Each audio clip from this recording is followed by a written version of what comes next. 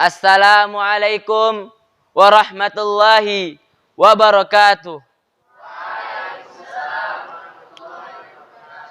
Innal hamdalillah nahmaduhu wa nasta'inuhu wa nastaghfiruh wa na'udzu billahi min syururi min anfusina wa min sayyiati a'malina. May yahdihillahu fala mudhillalah wa may yudhlilhu fala hadiyalah. Asyhadu an la ilaha illallah wa asyhadu anna Muhammadan abduhu wa rasuluh. La nabiyya ba'da wa rasulah amma ba'du. Yang pertama-tama dan yang paling utama, marilah kita panjatkan puja dan puji syukur kita kepada Allah Subhanahu wa taala. Yang mana hingga saat ini Allah Subhanahu wa taala senantiasa mencurahkan nikmat-Nya kepada kita semua. Sampai-sampai kita semua tidak bisa menghitung nikmatnya Allah Subhanahu wa taala. Sebagaimana Allah Subhanahu wa taala berfirman, "Wa in ta'uddu ni'matallahi la tuhsuha." Dan jikalau kalian menghitung nikmat Allah, niscaya kalian tidak akan bisa menghitungnya. Dan yang kedua, salawat bertangkaikan salam, marilah kita hadiahkan kepada Nabi kita itu Nabi Muhammad sallallahu alaihi wasallam. Yang mana Allah Subhanahu wa taala mengutus nabinya yaitu Nabi Muhammad sallallahu alaihi wasallam ke muka buminya ini, yaitu salah satunya untuk menyempurnakan akhlak manusia. Dan kita sebagai manusia wajib mengikuti Nabi Muhammad sallallahu alaihi wasallam.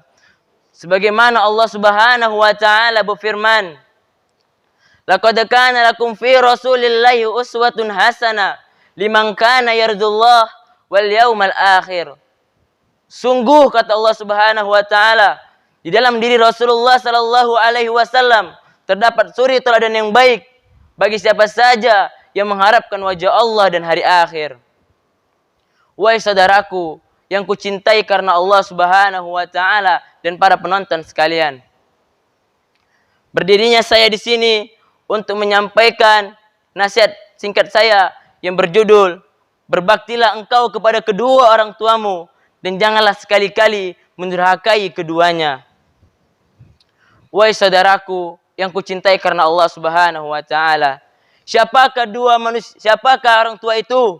Mengapa Allah Subhanahu wa taala memerintahkan kepada kita agar kita patuh kepada kedua orang tua kita?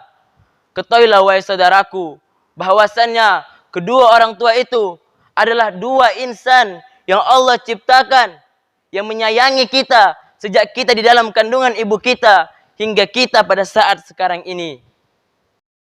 Dan mengapa Allah Subhanahu wa taala memerintahkan kepada kita semua agar kita semua berbakti kepada kedua orang tua kita? Ketahuilah wahai saudaraku yang kucintai karena Allah Subhanahu wa taala, bahwasannya orang tua kita telah berkorban, mengorbankan segalanya untuk kita, baik itu harta, tahta, jiwa atau raga mereka, semuanya mereka korbankan untuk kita.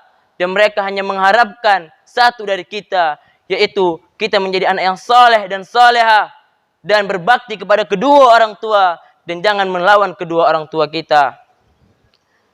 Maka sudah layaklah Allah Subhanahu wa taala memerintahkan kita agar kita berbuat baik kepada kedua orang tua kita, sebagaimana Allah Subhanahu wa taala berfirman, "Wa qadara rabbuka alla ta'budu illa iyyahu wa bil walidaini ihsana."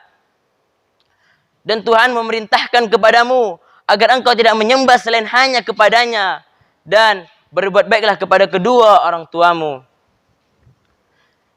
Wahai saudaraku yang kucintai karena Allah Subhanahu wa taala dan para penonton sekalian, bukan hanya mendurhakai kedua orang tua yang Allah larang di dalam hal tersebut, tetapi Allah Subhanahu wa taala juga melarang kita agar kita tidak berkata kepada kedua orang tua kita, apalagi sampai-sampai kita membentak keduanya hingga menyakiti hati kedua orang tua kita. Sebagaimana Allah Subhanahu wa taala berfirman, "Wala taqul lahuma uffi wa la tanharhuma faqul lahuma qaulan karima." Dan janganlah engkau sekali-kali berkata kata Allah Subhanahu wa taala kepada kedua orang tuamu, dan berkatalah kepada kedua orang tuamu perkataan yang mulia. Di dalam ayat tersebut sudah jelas Allah Subhanahu wa taala memerintahkan kepada kita agar kita mengucapkan perkataan yang baik kepada kedua orang tua dan jangan sekali-kali kita berkata atau melawan perintah keduanya. Ketahuilah wahai saudaraku yang kucintai karena Allah Subhanahu wa taala.